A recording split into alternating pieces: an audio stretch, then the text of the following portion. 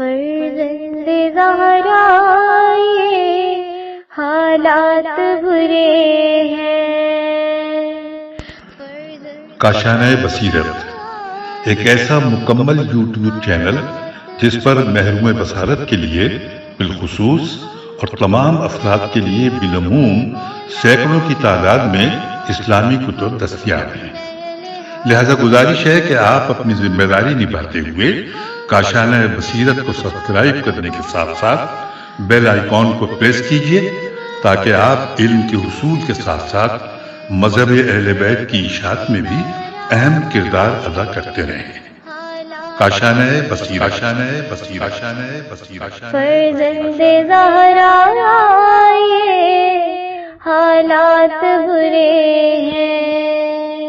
بسم اللہ الرحمن الرحیم۔ مکتوب 24 کاشانۂ بصیرت کا یوٹیوب چینل ہم مل کر پڑھ رہے ہیں کلام امیر المومنین علی علیہ السلام شرح نہج البلاغہ، تالیف آیت اللہ ناصر مکارم شیرازی، ترجمہ زیر نگرانی مولانا سید شہنشاہ حسین نقوی، والیوم 9 میں ہم مکتوب 24 پڑھنے جا رہے ہیں۔ اس کے حوالے سے تفصیلات لکھا ہے کہ امام علیہ السلام کی وصیت جو کہ آپ علیہ السلام نے صفین سے واپسی پر اپنے اموال کے بارے میں فرمائی۔ آئیے اس سے پہلے کہ ہم مکتوب پر ایک نظر ڈالیں اس کی سند کے حوالے سے جانتے ہیں۔ لکھا ہے وصیت نامے کی سند جو کچھ مصادر نہج البلاغہ میں آیا ہے اس کی روح سے یہ وصیت کلینی رحم اللہ نے سید رضی رحم اللہ سے پہلے کتاب فروع کافی میں جلد نمبر 7 صفحہ نمبر 49 پر عبد الرحمن سے نقل کیا ہے، لیکن جو کچھ اصول کافی میں پایا جاتا ہے وہ نہج البلاغہ میں مذکور وصیت نامے سے بہت زیادہ مختلف ہے، جبکہ شیخ طوسی رحم اللہ نے سید رضی کے بعد اپنی کتاب تہذیب میں سے نقل کیا ہے۔ مصادر نہج البلاغہ جلد نمبر 3 صفحہ 354 یہ اس کا حوالہ تھا۔ پھر لکھا ہے کہ کتاب تمام نہج البلاغہ سے ایسا معلوم ہوتا ہے کہ یہ وصیت نامہ اس چیز سے کافی مفصل ہے کہ جو سید رضی نے نقل کیا ہے۔ در حقیقت جو نہج البلاغہ میں نقل ہوا ہے وہ اس وصیت نامے کا ایک گوشہ ہے جو گویا اور پرمغز گوشہ ہے، اور بریکٹ میں لکھا ہے کہ مزید معلومات کے لیے کتاب تمام نہج البلاغہ صفحہ نمبر 988 کی طرف رجوع فرمائیں۔ اور اب آئیے پڑھتے ہیں مکتوب پر ایک نظر۔ لکھا ہے کہ اس وصیت نامے کا اکثر حصہ جیسا کہ اس کے لب و لہجے سے واضح ہے در حقیقت ایک وقف نامہ ہے، صرف اس کا ایک مختصر حصہ وصیت سے مربوط ہے جس کا ماحصل متولی وقف یعنی امیر المومنین علیہ السلام کے فرزند ارجمند امام حسن علیہ السلام اور ان کے بعد امام حسین علیہ السلام نیز موقوفہ کے مصارف اور اس کی تقسیم کے طریقے اور نخلستانوں کی دیکھ بھال کی کیفیت سے متعلق بیان ہے۔ مجموعی طور پر اس وصیت نامے سے استفادہ ہوتا ہے کہ امام علیہ السلام کے مختلف علاقوں میں کئی نخلستان تھے جو غالباً جنگی مال غنیمت کے طور پر یا آپ علیہ السلام کی ذاتی کوششوں اور جد و جہد سے ہاتھ آئے تھے۔ آپ علیہ السلام نے ان سب کو وقف خاص اور بعض موارد پر وقف عام کر دیا تاکہ ان سے زیادہ فائدہ اٹھایا جا سکے۔ وصیت نامے کے صرف آخری حصے میں کنیزوں کی طرف کچھ اشارہ ہوا ہے کہ کیسے ان کے لیے آزادی کی راہ کھول دی جائے۔ پھر یہ کہ مکتوب کے ذیل میں سید رضی رحم اللہ کے کلام سے معلوم ہوتا ہے کہ سید رضی رحم اللہ وہی حصہ انتخاب کیا کرتے تھے جو فصاحت و بلاغت کے حوالے سے خاص اہمیت کا حامل ہوتا تھا۔ امام علیہ السلام ارشاد فرماتے ہیں، آئیے پڑھتے ہیں مولا کا کلام، اور عربی میں تقریباً آدھا پیج ہے۔ اس کا آغاز اور اختتام کن الفاظ سے ہے وہ آپ کی سماعتوں کی نظر، اور پھر ترجمہ پڑھیں گے۔ ھذا ما امر بہ عبد اللہ علی ابن ابی طالب امیر المومنین فی مالہ، یہاں سے آغاز ہے۔ اختتامیہ الفاظ ہیں کہ قد افرجا انہر رقو وحررحل اتقو، اور ترجمہ یہ بندہ خدا علی بن ابی طالب علیہ السلام امیر المومنین کا حکم ہے اپنے اموال کے بارے میں، جس کا مقصد رضائے پروردگار ہے تاکہ اس کے ذریعے جنت میں داخل ہو سکے اور روز محشر کے ہول سے امان پا سکے۔ ان اموال کی نگرانی حسن بن علی علیہ السلام کریں گے، بقدر ضرورت استعمال کریں گے اور بقدر مناسب انفاق کریں گے۔ اس کے بعد اگر انہیں کوئی حادثہ پیش آ گیا اور حسین علیہ السلام باقی رہ گئے تو ذمہ دار وہ ہوں گے اور اسی انداز پر کام کریں گے۔ اولاد فاطمہ سلام اللہ علیہ کا حق علی علیہ السلام کے صدقات میں وہی ہے جو دیگر اولاد علی علیہ السلام کا ہے۔ میں نے نگرانی کا کام اولاد فاطمہ سلام اللہ علیہ کو صرف رضائے الہی اور قربت پیغمبر صلی اللہ علیہ وآلہ وسلم کے خیال سے سونپ دیا ہے کہ اس طرح حضرت علیہ السلام کی حرمت کا احترام بھی ہو جائے گا اور آپ کی قرابت کا اعزاز بھی برقرار رہے گا۔ لیکن اس کے بعد بھی والی کے لیے یہ شرط ہے کہ مال کی اصل کو باقی رکھے اور صرف اس کے ثمرات کو خرچ کرے، وہ بھی ان راہوں میں جن کا حکم دیا گیا ہے اور جن کی ہدایت دی گئی ہے، اور خبردار اس قریے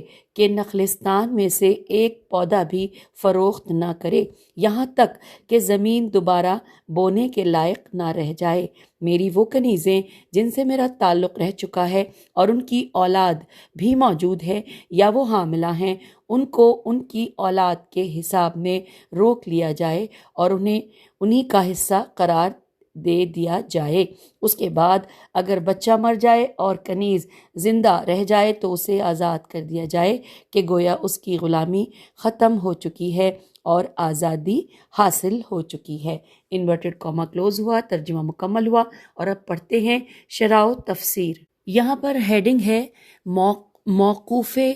کی سرپرستی سے متعلق جامع ہدایات۔ موقوفہ میم واو قاف واو فے ہے کی سرپرستی سے متعلق جامع ہدایات لکھا ہے۔ جیسا کہ پہلے بھی اشارہ ہو چکا کہ یہ وصیت نامہ زیادہ تر ایک وقف نامے کی صورت میں ہے۔ یہی وجہ ہے کہ اس میں ارکان وقف جیسے واقف، موقوف علیہم اور متولی بریکٹ میں لکھا ہے منتظم وغیرہ کا یکے بعد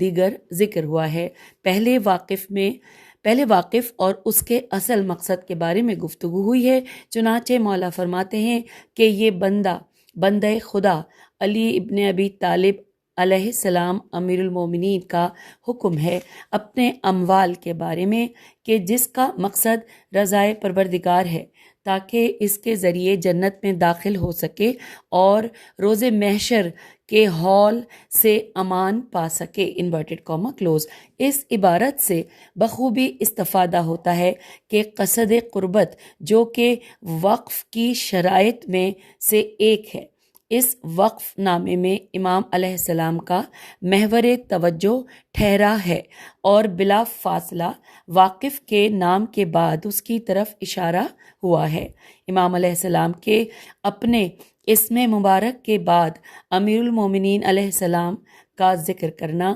اس بات کی نشاندہی کے لیے ہے کہ یہ وقف نامہ آپ علیہ السلام کے دوران حکومت لکھا گیا ہے، اگرچہ آگاہ لوگوں کی طرف سے رسول خدا صلی اللہ علیہ وآلہ وسلم کے بعد آپ علیہ السلام ہمیشہ امیر المومنین علیہ السلام کے عنوان سے پہچانے جاتے تھے۔ پھر امام علیہ السلام اس وصیت نامے کے دو دیگر حصوں جنہیں سید رضی رحم اللہ نے لفظ منہا کے ذریعے جدا کیا ہے، منہا میم نون ہے الف، اور یہ انورٹڈ کاما میں یہ لفظ ہے، تو اس کے ضمن میں 4 نکات بیان فرماتے ہیں۔ انورٹڈ کاما، ان اموال کی نگرانی حسن بن علی علیہ السلام کریں گے، بقدر ضرورت استعمال کریں گے اور بقدر مناسب انفاق کریں گے، اور اس کے بعد اگر انہیں کوئی حادثہ پیش آ گیا اور حسین علیہ السلام باقی رہ گئے تو ذمہ دار وہ ہوں گے اور اسی انداز پر کام کریں گے۔ انورٹڈ کاما کلوز لکھا ہے یا کلو منہ بالمعروف کا جملہ ممکن ہے کہ حق تولیت تے واو لام یہ تے تولیت، اس کو میں صحیح شاید ادا نہیں کر رہی ہوں، تے واو لام یہ تے ہے، حق تولیت کی طرف اشارہ ہو، اور یہ بھی ممکن ہے کہ موقوف کے موقوف علیہم کے عنوان سے استعمال کی طرف اشارہ ہو، لیکن پہلا احتمال بعد میں آنے والے جملوں کے پیش نظر زیادہ مناسب ہے۔ پھر اس کے بعد لکھا ہے جو جملہ وَيُنْفِقُ مِنْهُ بِالْمَعْرُوف کے جملے سے بخوبی استفادہ ہوتا ہے کہ یہ موقوفہ وقف خاص کا بھی پہلو رکھتا تھا اور وقف عام کا بھی۔ اس میں سے کچھ کا تعلق آپ علیہ السلام کے فرزندوں سے تھا اور بعض دیگر تمام ضرورت مندوں اور مومنین کے لیے۔ اگر اب یہاں پہ جو انورٹڈ کاما میں عربی کا لفظ جملہ پڑھ رہی ہوں کہ اگر وَأَصْدَرْهُ مَصْدَرْهُ کے جملے میں أَصْدَرْهُ کی ضمیر موقوفہ کی طرف لوٹے تو اس کا مفہوم یہ ہوگا کہ امام حسین علیہ السلام بھی امام حسن علیہ السلام کی طرح اس موقوفے کے بارے میں عمل کریں گے، اور اگر ضمیر امام حسن علیہ السلام کی طرف لوٹے تو مفہوم یوں ہوگا کہ وہ امام حسن علیہ السلام کی روش کی پیروی کریں گے، اگرچہ دونوں مفہوموں کا نتیجہ ایک ہے لیکن تفسیر کے حوالے سے عبارتیں باہم مختلف ہیں۔ بہرحال پہلا احتمال زیادہ مناسب معلوم ہوتا ہے۔ یہاں پر اس کے بعد ہم پڑھیں گے کہ لکھا ہے کہ پھر امام علیہ السلام موقوف علیہم کے بارے میں کچھ مزید تفصیل بیان فرماتے ہیں۔ انورٹڈ کاما اولاد فاطمہ سلام اللہ علیہ کا حق علی علیہ السلام کے صدقات میں وہی ہے جو دیگر اولاد علی علیہ السلام کا ہے۔ انورٹڈ کاما کلوز اس جملے کی دو تفسیریں ہیں۔ پہلی وہی ہے کہ جو اوپر بیان ہوئی کہ امام حسن اور امام حسین علیہ السلام کا حق تولیت، حق بریکٹ میں لکھا ہے حق نگرانی سے استفادہ کرنا، ان حضرات علیہ السلام کے اس موقوفے کی آمدنی سے موقوف علیہم کے عنوان سے استفادے کے لیے مانع نہیں بنتا۔ یہ حضرات متولی بھی ہیں اور موقوف علیہم کے زمرے میں بھی ہیں۔ دوسری تفسیر یہ کہ اس موقوفے سے بہرہ مند ہونے میں حضرت علی علیہ السلام کے فرزندوں میں سے کسی کے لیے بھی کوئی امتیازی پہلو نہیں ہے، خواہ وہ حضرت فاطمہ سلام اللہ علیہ سے ہوں یا آپ علیہ السلام کی دیگر ازواج سے۔ امام علیہ السلام اس جملے میں یہ نہیں فرماتے انورٹڈ کاما کہ فاطمہ علیہ السلام سے میرے بیٹے، بلکہ فرماتے ہیں کہ فاطمہ کے بیٹے، اور یہ اس عالی مقام خاتون کے نہایت احترام کی وجہ سے ہے۔ اس کے بعد امام علیہ السلام اس نقطے کی طرف اشارہ فرماتے ہیں کہ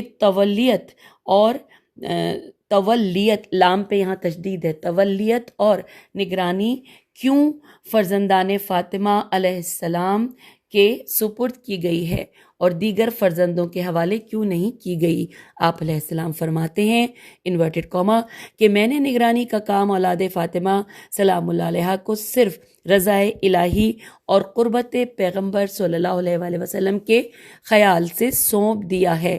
کہ اس طرح حضرت علیہ السلام کی حرمت کا احترام بھی ہو جائے گا اور آپ کی قرابت کا اعزاز بھی برقرار رہے گا۔ انورٹڈ کاما کلوز در حقیقت امام علیہ السلام نے اس انتخاب کے لیے 4 دلائل بیان فرمائے ہیں جو باہم مربوط ہیں: رضا الہی کا حصول، رسول خدا صلی اللہ علیہ وآلہ وسلم سے تقرب، آپ صلی اللہ علیہ وآلہ وسلم کا اکرام و احترام، اور آپ صلی اللہ علیہ وآلہ وسلم کے ساتھ قرابت داری کا احترام اور پاسداری۔ ابن ابی الحدید کے بقول جب رسول اکرام صلی اللہ علیہ وآلہ وسلم کے بعد امور آپ صلی اللہ علیہ وآلہ وسلم کے نزدیک ترین اور شائستہ افراد کے حوالے ہو جائیں تو لوگوں کی طرف سے اس کی بہتر پذیرائی ہوگی، کیونکہ یہ لوگ رسول خدا صلی اللہ علیہ وآلہ وسلم کی سنت سے کسی بھی دیگر فرد سے زیادہ باخبر ہوتے ہیں اور کسی بھی فرد سے زیادہ ان کی پاسداری کرتے ہیں۔ ابن ابی الحدید اس کام کی شرح میں لکھتے ہیں کہ امام علیہ السلام کی اس تعبیر میں ان لوگوں سے متعلق اشارہ اور تنقید پائی جاتی ہے جنہوں نے خلافت کو رسول خدا صلی اللہ علیہ وآلہ وسلم کے اہل بیت علیہم السلام سے دوسروں کی طرف موڑا، حالانکہ مناسب یہ تھا کہ آپ صلی اللہ علیہ وآلہ وسلم کے بعد خلافت کو رسول خدا صلی اللہ علیہ وآلہ وسلم سے تقرب کے لیے آپ علیہ السلام کے اہل بیت علیہم السلام کے سپرد کر دیا جاتا اور غیروں کو اس کام میں مقدم نہ کرتے، کیونکہ اگر مخلوقات کا حکمران اور سلطان بیگانوں اور جاہلوں کے بجائے اہل بیت نبوت علیہم السلام میں سے ہوتا تو نبوت و رسالت کی ہیبت مزید بڑھ جاتی۔ حوالہ ہے شرح نہج البلاغہ ابن ابی الحدید جلد نمبر 15 صفحہ 149۔ پھر لکھا ہے کہ ممکن ہے کہ یہ سوال پیش آئے کہ امام علیہ السلام نے امام حسن و حسین علیہ السلام کے بعد متولی کو کیوں معین نہیں فرمایا؟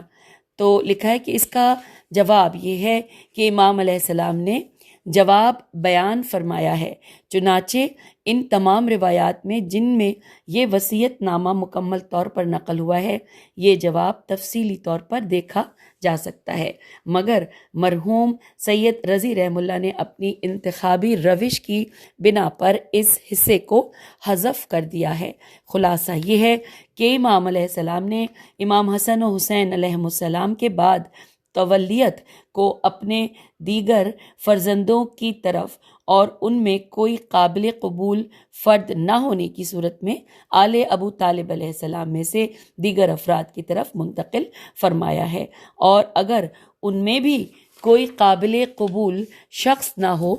تو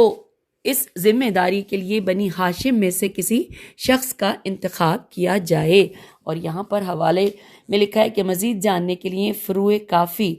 جلد نمبر 7 صفحہ نمبر 50 کی طرف رجوع کریں۔ پھر ہے کہ اس وقف نامے کے آخر میں امام علیہ السلام ان موقوفات کی حفاظت اور دیکھ بھال کے بارے میں فرماتے ہیں اور اس سلسلے میں 2 اہم ہدایات فرماتے ہیں۔ ترجمہ: لیکن اس کے بعد بھی والی کے لیے یہ شرط ہے کہ مال کی اصل کو باقی رکھے اور صرف اس کے ثمرات کو خرچ کرے، وہ بھی ان راہوں میں جن کا حکم دیا گیا ہے اور جن کی ہدایت دی گئی ہے، انورٹڈ کاما کلوز۔ جو کچھ امام علیہ السلام نے یہاں بیان فرمایا ہے وہ تمام موقوفات کے بارے میں ایک قاعدہ کلیہ ہے کہ اس کا اصل مال محفوظ رہنا چاہیے اور صرف اس کی آمدنی وقف کے معاملات میں خرچ ہونی چاہیے۔ یہ مطلب اتنا اہم ہے کہ صیغہ وقف جاری کرتے وقت بھی اس کی طرف اشارہ ہوتا ہے، اور یہاں پہ لکھا ہے کہ اللہ یباع ولا یوہبا۔ اسی طرح تعریف وقف میں کہا جاتا ہے الوقف حبس العینی وتسبیل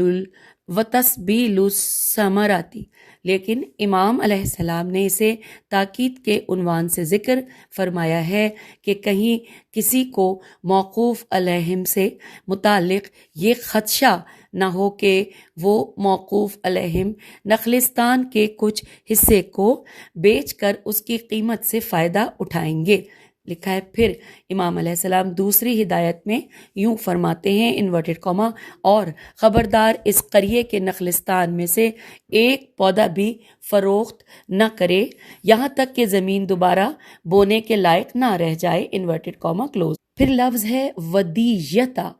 لکھا ہے کہ اس کے معنی ان تازہ پودوں کے ہیں کہ جو کھجور کے درخت کے ارد گرد پھوٹ نکلتے ہیں اور بتدریج بڑھتے جاتے ہیں، پھر مناسب وقت آنے پر اکھاڑ کر الگ جگہوں پر بوئے جاتے ہیں۔ امام علیہ السلام کی تعبیر اولاد نخیل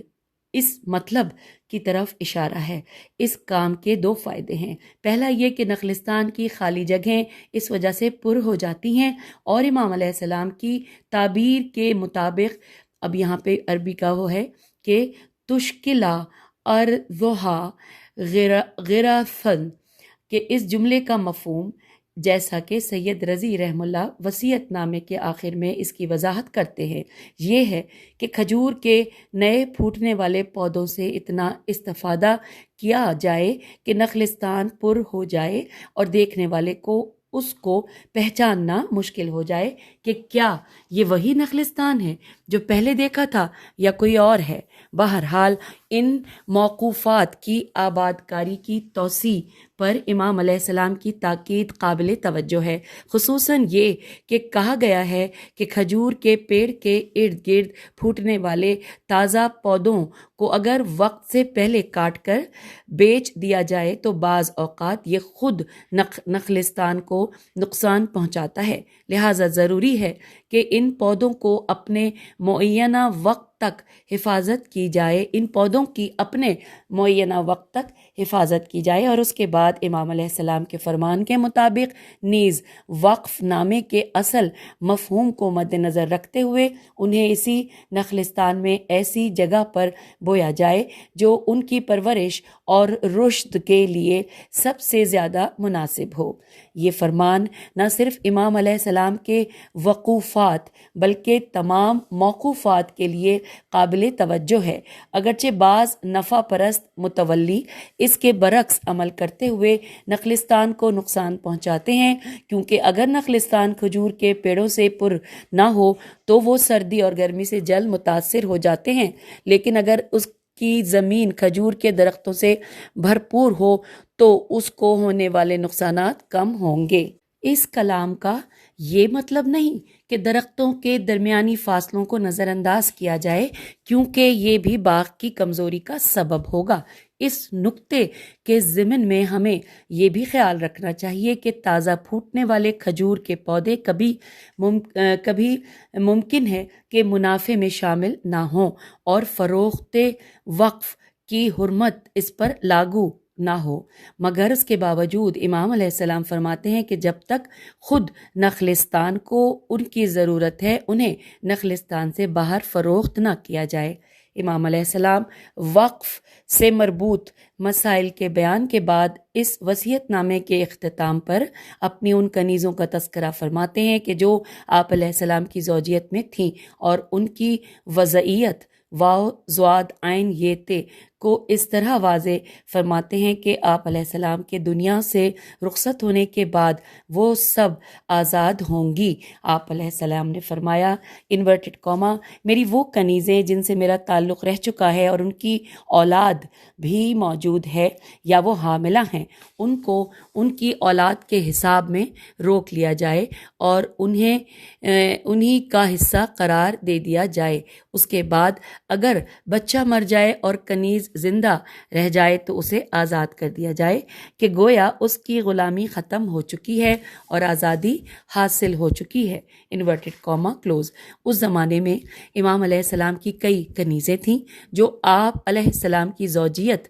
میں تھیں اور ان سے متعدد اولادیں ہوئی تھیں۔ شاید اولاد کی تعداد بڑھانے سے امام علیہ السلام کا مقصد یہ تھا کہ آل علی علیہ السلام اور بنی ہاشم کے افراد میں اضافہ ہو جائے اور دشمنوں کی طرف سے ان کو لاحق خطرات کے سبب یہ مقدس نسل زوال کا شکار نہ ہو۔ بہرحال امام علیہ السلام وصیت نامے کے اس حصے میں اپنی ان کنیزوں جن کی کوئی اولاد تھی یا وہ حاملہ تھیں ان کے حکم کو معروف اس فقہی قاعدے کی بنیاد پر واضح فرماتے ہیں جس پر تمام فقہا کا اتفاق ہے کہ اپنی اولاد کے حصہ عرس یا عرس الف ر سے میں قرار پانے والی اس طرح کی کنیزیں آزاد ہو جاتی ہیں، یا دوسرے الفاظ میں اس قسم کی کنیزیں اپنے بیٹوں کے عرس کے حصے میں آتے ہی فوراً آزاد ہو جاتی ہیں؟ کیوں کوئی اپنے ماں باپ کا مالک نہیں ہو سکتا؟ یہاں پہ لکھا ہے کیوں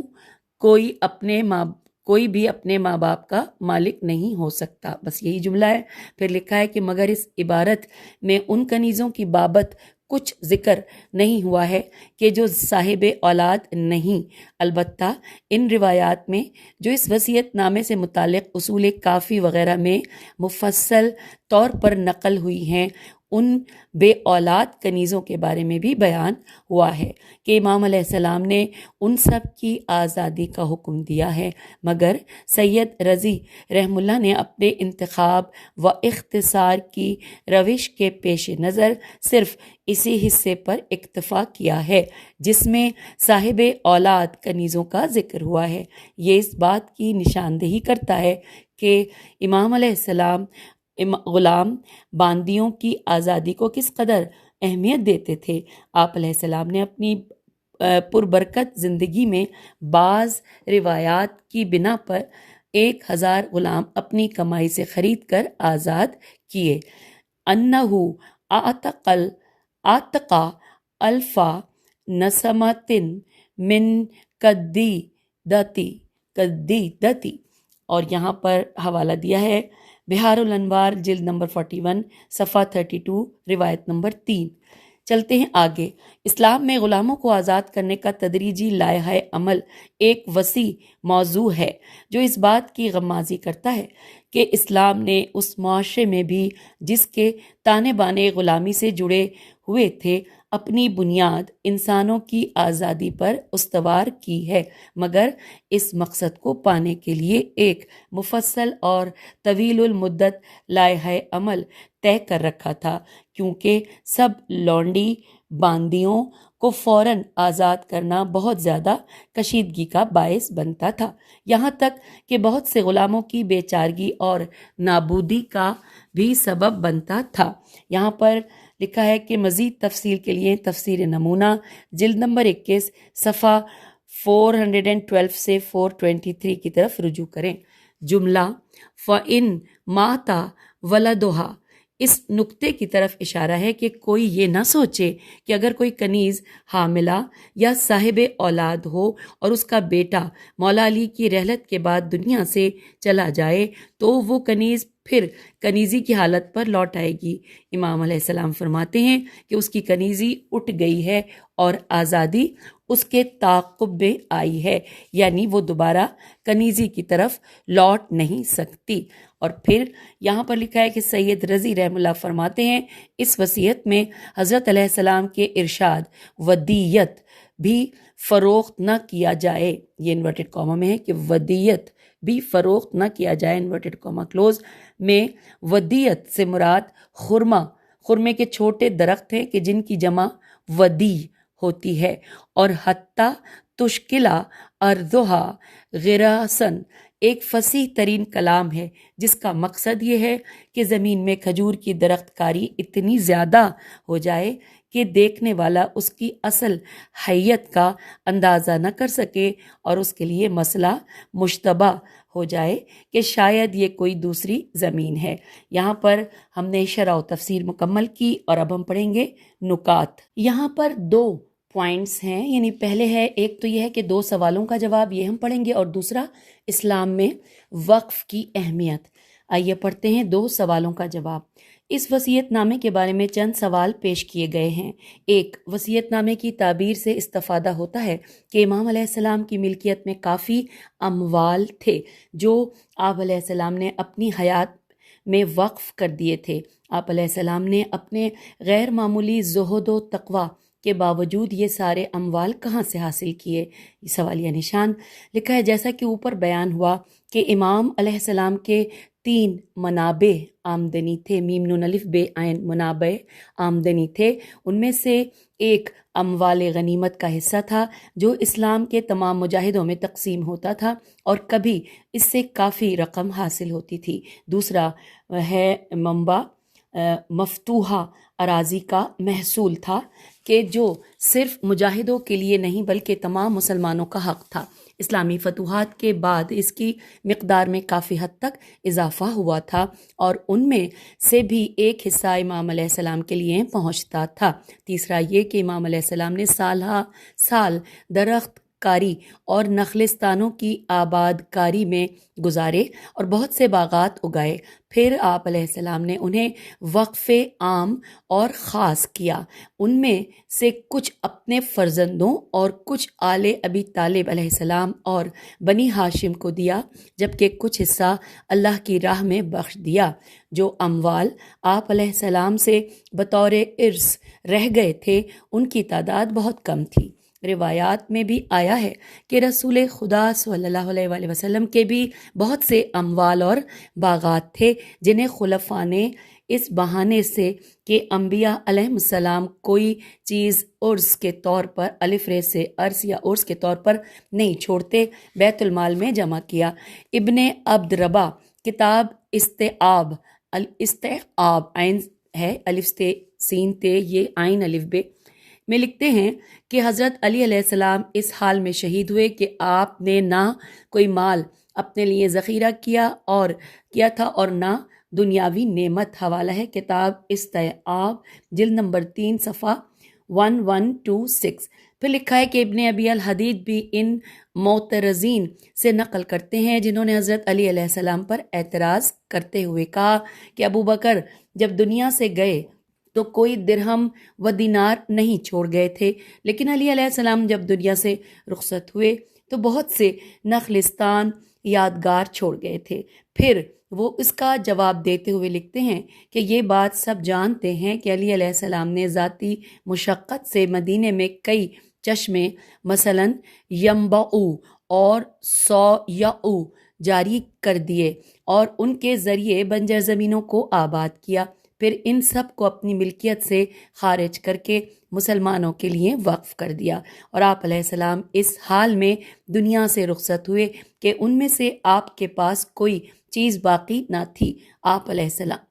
السلام نے اپنے فرزندوں کے لیے کوئی چیز باقی نہیں چھوڑی سوائے چند غلام باندیوں کے کہ جن کی آزادی کا حکم دے چکے تھے، اور بیت المال سے ملے ہوئے آپ کے وہ 700 درہم جو اپنے گھرانے کے لیے ایک خادم لانے کی غرض سے ذخیرہ کیے گئے تھے۔ حوالہ ہے شرح نہج البلاغہ ابن ابی الحدید جلد نمبر 15 صفحہ 146۔ یہاں پر دوسرا سوال یہ ہے کہ کیسے امام علیہ السلام نے فرمایا کہ میں نے حسن کو موقوفہ کا متولی یعنی نگراں یا سرپرست قرار دیا، اور اگر حسن دنیا سے رخصت ہو جائیں اور حسین علیہ السلام زندہ رہے تو وہ اپنے بھائی کا جانشین ہوگا۔ تو کیا امام علیہ السلام علم غیب کے ذریعے نہیں جانتے تھے کہ شہادت امام حسین علیہ السلام شہادت امام حسن علیہ السلام کے برسوں بعد واقع ہوگی؟ اس سوال اور ایسے ہی دیگر بہت سے سوالوں کا جواب صرف ایک جملہ ہے، اور وہ یہ کہ ائمہ علیہم السلام اپنے معمول کے کاموں میں معمول کے علم کا سہارا لیتے تھے جو عام ذریعوں سے حاصل ہوتے تھے، نہ کہ علم غیب کا، جیسا کہ رسول اکرم صلی اللہ علیہ وآلہ وسلم بھی اپنی اور اپنے اصحاب کی زندگی کے مسائل میں عام ذریعوں سے حاصل ہونے والے علم پر تکیہ فرماتے تھے اور علم غیب سے سوائے مخصوص موارد کے استفادہ نہیں فرماتے تھے۔ اب یہاں پہ دوسری ہیڈنگ آ گئی ہے نقطے میں کہ اسلام میں وقف کی اہمیت۔ تفصیلات یہ ہیں کہ امیر المومنین علیہ السلام کا وقف کے معاملے میں اتنا اہتمام اور اس کار خیر میں آپ کا پیش ہونا واضح طور پر اس بات کی نشاندہی کرتا ہے کہ اس مسئلے کی اسلام میں بڑی اہمیت ہے۔ اگرچہ وقف کا سلسلہ اسلام نے شروع نہیں کیا بلکہ اسلام سے پہلے ادیان میں بھی بہت اوقاف پائے جاتے تھے، مگر اسلام اس کام کے لیے ایک خاص اہمیت کا قائل ہوا اور صدقات جاریہ کے عنوان سے اس کی بہت زیادہ تاکید کی۔ رسول اکرم صلی اللہ علیہ وآلہ وسلم کی ایک حدیث میں ارشاد ہوتا ہے کہ آپ کسی باغ سے گزر رہے تھے، ایک شخص کو درخت لگاتے ہوئے دیکھا۔ حضور اکرم صلی اللہ علیہ وآلہ وسلم نے اس سے فرمایا کہ کیا تم نہیں چاہتے کہ میں تمہیں اس سے بہتر درخت کے بارے میں کہوں؟ تو پھر آپ صلی اللہ علیہ وآلہ وسلم نے کچھ اہم اذکار اسے تعلیم فرمائے۔ اس شخص نے عرض کیا، اے رسول خدا صلی اللہ علیہ وآلہ وسلم، میں آپ کو گواہ ٹھہراتا ہوں کہ میں نے یہ پورا باغ اہل صفہ میں سے مسلمان فقہا کے لیے وقف کر دیا۔ اس مقام پر یہ آیت نازل ہوئی جو کہ یہاں پہ لکھا ہے سورہ لیل آیت 5:7 ترجمہ کہ جس نے سخاوت کی اور پرہیزگاری برتی اور اچھی بات اسلام کی تصدیق کی تو ہم اس کے لیے راحت و آسانی جنت کے اسباب مہیا کریں گے، انورٹڈ کاما کلوز۔ اور پھر حوالہ ہے یہاں پر بہار الانوار جلد نمبر 100 صفحہ 182 اور حصہ 4۔ آگے پھر سے چلتے ہیں، لکھا ہے کہ یوں وقف اسلام میں ایک سنت حسنہ یعنی کار خیر کے عنوان سے بہت اہمیت کا حامل ٹھہرا۔ جابر بن عبداللہ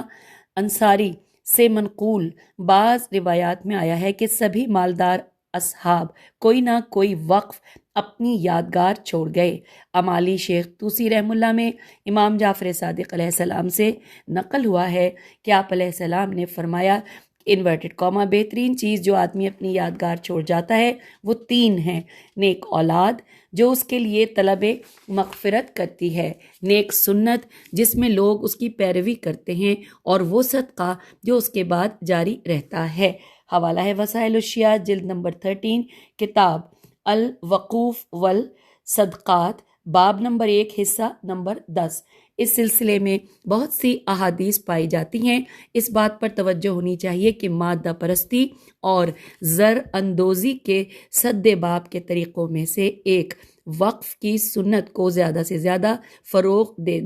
دینا ہے جو اموال کو محدود افراد کے قبضے سے نکالتی اور ان کے منافع کو ناداروں کے لیے فراہم کرتی ہے۔ سامعین، یہاں پر مکتوب 24 مکمل ہوا۔ اجازت دیجیے، خدا حافظ، فی امان اللہ۔